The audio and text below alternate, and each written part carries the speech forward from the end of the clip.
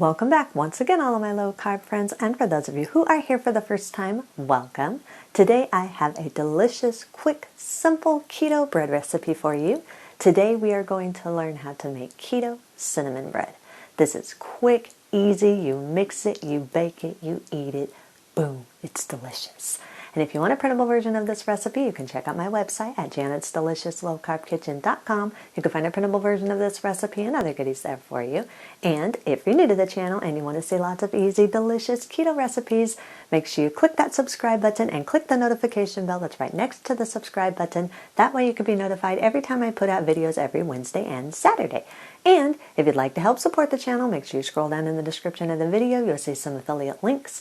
Anytime you purchase anything using those affiliate links, a small portion of your purchase will go to me and help support the channel. So, while you do all that, let's get cooking.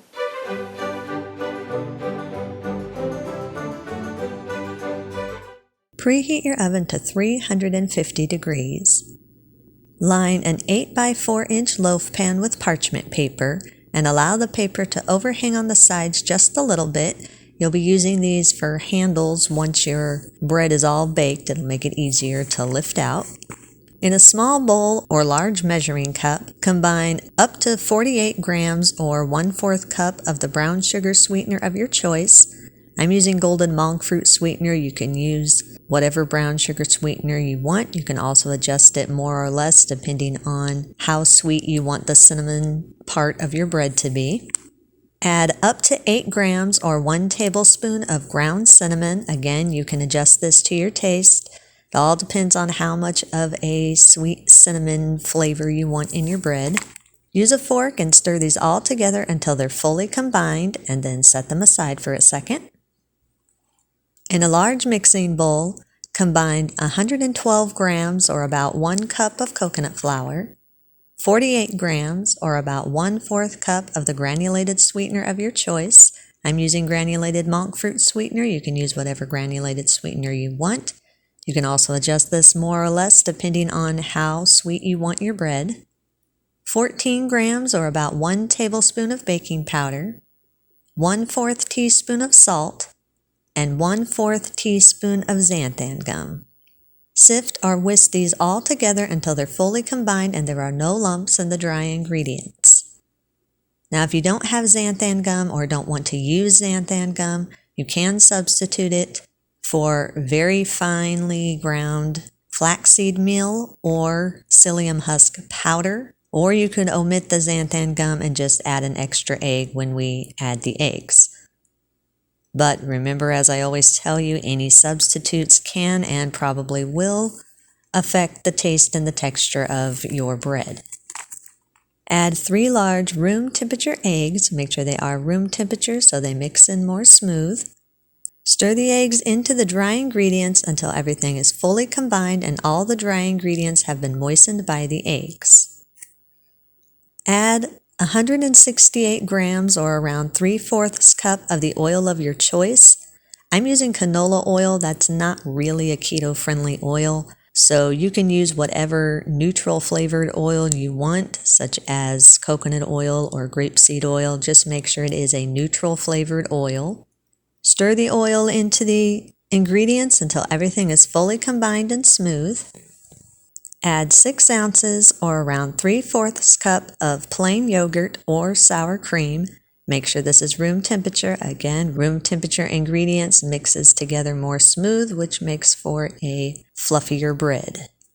Stir everything all together until everything is fully combined and you have a soft, smooth, slightly moist dough.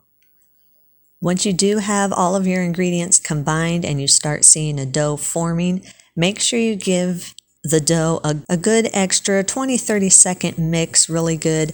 This is just to help activate the xanthan gum and help it to start really binding together with the eggs to help hold all the ingredients together. So you do want to give it a little bit of an extra stir. And at this time, if you want to, you can fold in your cinnamon sweetener mixture, however much you think you're going to want of it. Or you can just wait till you've shaped the dough and put it in your pan and then just sprinkle the cinnamon sweetener on top. I like to do a little bit of both. I add a little bit of the cinnamon sweetener into the dough right now, and then I add a little bit more on top when I go to bake it. So again, that's up to you how much you want and how you want to do that. Just make sure whenever you do add the cinnamon sweetener that it is evenly distributed. Push the dough to the center of the bowl and just let it rest for about 1 to 2 minutes. This is just to help all the ingredients settle in together, and again for that xanthan gum and eggs to start holding all the ingredients together.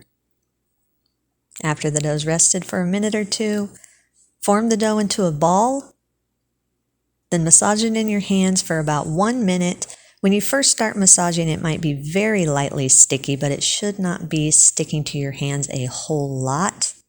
And as you are massaging the dough, that stickiness should go away completely.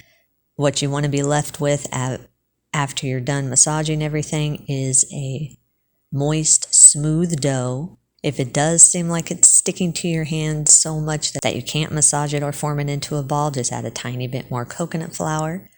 If it seems like it's crumbling, then add a tiny bit more oil to it.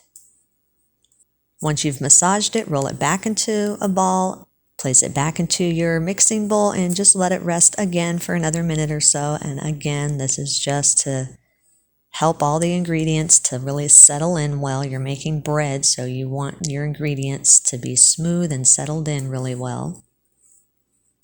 After it's rested for a minute, if you want to go the extra mile and really make sure that your dough is the right texture, because for bread, coconut flour is not very forgiving. You really need to get the right texture. So if you want to go the extra mile and really test it out, take a small piece of dough, about a tablespoon or so, and just roll it around in your hand. And if it comes together and forms a very smooth ball very easily, no cracks in it or anything, then you know you have the right texture. If it seems like it's not holding together, then you need to adjust your dough a little bit more. Then shape your dough into a little bit of an oval shape and place it into your prepared baking pan. Then use your fingers and press the dough evenly throughout the pan. Make sure you get it as even as possible. If you want to, you can sprinkle on a little bit more of that cinnamon sweetener. Then place it in your preheated oven and bake at 350 degrees for 40 to 45 minutes, or until the bread is golden and a tester comes out clean. Once the bread is done baking, remove it from the oven, allow it to cool in the pan for at least a good 30 to 45 minutes, or until it's firm enough to remove from the pan and transfer to a wire rack. Once it is firm enough, grasp the parchment paper handles and transfer the bread to a wire rack and allow it to cool completely before slicing it. You do want to make sure that is cooled completely. Once it's cooled completely, you can slice it up and serve it immediately, or if you do have any leftovers, you can store it at room temperature in an airtight container for up to 3 days, or you can store it in an airtight container in your refrigerator for up to 1 week. Eat and enjoy. And that's the recipe of the day. I hope you enjoyed it. If you did and you want to see more videos like this, make sure you click that thumbs up like button, click that subscribe button, leave me a comment if you want to. Let me know if there's any recipes that you'd like to learn how to make, and I'll do what I can to get those out there for you. And as always, keep cooking.